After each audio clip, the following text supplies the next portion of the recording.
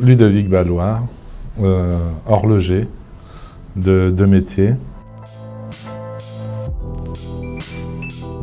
originaire de Bretagne, en France, et maintenant indépendant à Genève.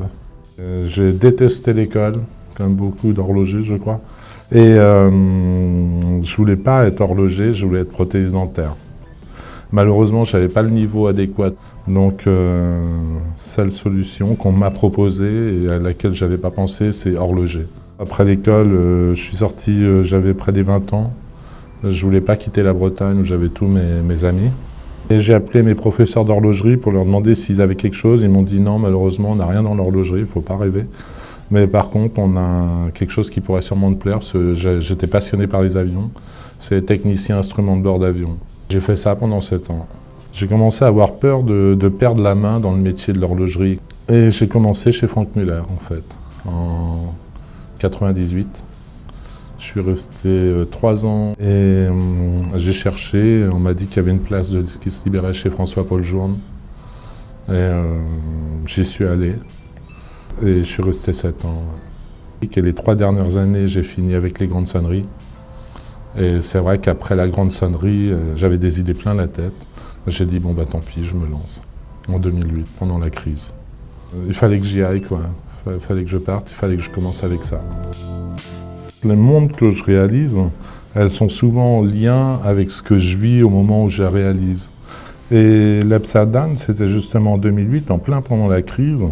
Et on pouvait regarder les médias, les journaux, les médias télévisés, il n'y avait qu'une chose, on ne voyait que de l'argent, des chiffres, des chiffres, des chiffres, c'était la bourse qui tombait, ça n'avait plus de sens, quoi. Tout était dévalorisé. Et moi j'ai pensé, ben, si alors on peut mettre tous les chiffres à l'envers, mais s'il y en a au moins un à l'endroit, c'est bon, la vie continue, quoi. Et puis j'ai tout mis à l'envers, sauf celui qui donne la bonne heure. Voilà. Et en fait, c'est vrai que sur 12 chiffres, en fait, un seul est utile, quoi. Et on arrive à se repérer avec ça, quoi, ça suffit.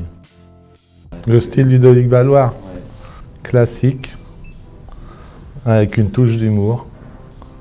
Parce que ça, je dois être né avec, c'est en moi. Et manufacturé. Beaucoup de travail à la main. Quand je parle de manufacturé, je veux dire que je ne reprends pas un mouvement basique sur lequel j'aurais rajouté la complication. Chaque montre est unique et chaque complication doit avoir son propre mouvement. On a dessiné le mouvement, tout est en harmonie, la boîte, le cadran, tous les éléments ont été pensés, quoi. Rien n'a été pensé dans le sens de faire des économies, mais tout a été pensé dans le sens d'apporter du plaisir aux gens qui l'auront et d'avoir quelque chose d'unique, quoi. Alors, l'Upside Down, la toute première création de la marque. Comme son nom l'indique, tous les chiffres sont à l'envers, sauf un chiffre. Là, sur la montre, on voit qu'il y a le 9 à l'endroit, avec le petit point à côté.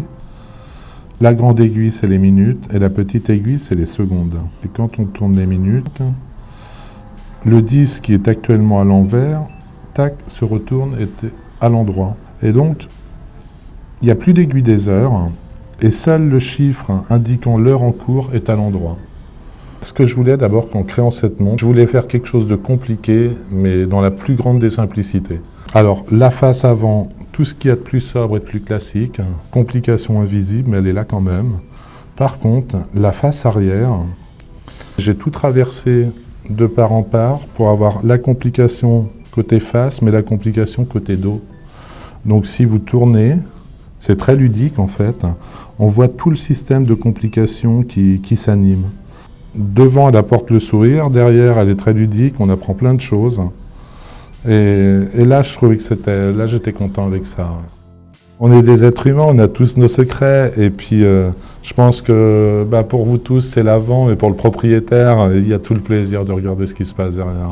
Les gens qui sont intéressés par mes créations ont déjà beaucoup d'humour, d'une première part. Ce sont des collectionneurs. Forcément, on est une marque indépendante, on a les moyens de faire des jolies montres, mais on n'a pas les moyens de faire du gros marketing, on n'a pas de publicité. C'est vrai que j'ai remarqué que ces gens, je les connais presque tous personnellement, Et tous sont à la recherche d'un contact, autre que celui de la montre, un contact avec celui qui l'a créé. Et je pense que maintenant, pour eux, une montre d'un horloger indépendant, c'est comme d'acheter un bronze, une sculpture en bronze, un tableau. On connaît l'artiste et on sait, il y a une philosophie derrière. On en fait 50 par an. Et maintenant, donc au début, on faisait 50 de ce modèle. Et j'ai décidé qu'à chaque fois qu'il y avait un nouveau modèle, on produisait 2 fois moins, mais qu'on produisait des 2 modèles. Ça veut dire qu'au début, on faisait 50 comme ça. Et aujourd'hui, avec le nouveau modèle, les 2 complications, on fait 25 de chaque. L'heureux propriétaire et l'exclusivité avec sa pièce, qu'il ne la retrouve pas partout, sur tous les poignets, et que sa pièce prenne de la valeur. Donc en 2012, toujours dans la même philosophie, j'ai fait la half-time. Alors là, on ne parle plus de chiffres à l'endroit ou de chiffres à l'envers.